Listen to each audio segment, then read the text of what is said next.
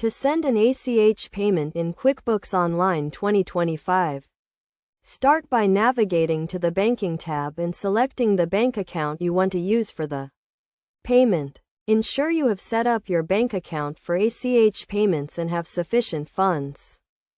Next, click on the Write Check tab and select the option to create a new check. Enter the date and check number. Then select the vendor you want to pay. You can search for the vendor by name or select them from the list. In the Payment section, enter the payment amount and select the account you want to pay from. Choose the ACH payment method and select the processing date. You can choose to process the payment immediately or schedule it for a later date.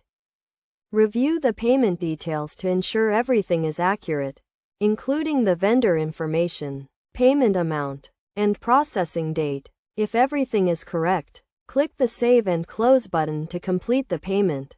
It is essential to note that ACH payments can take a few days to process, so plan accordingly. Also, ensure you have the necessary permissions and security settings in place to send ACH payments.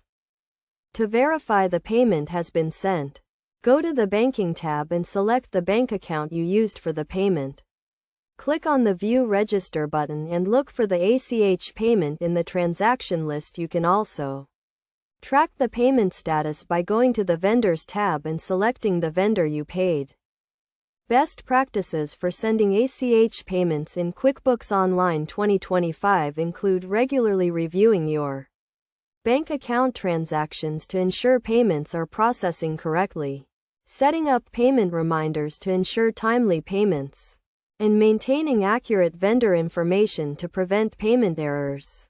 By following these steps and best practices, you can efficiently send ACH payments in QuickBooks Online 2025 and streamline your payment process.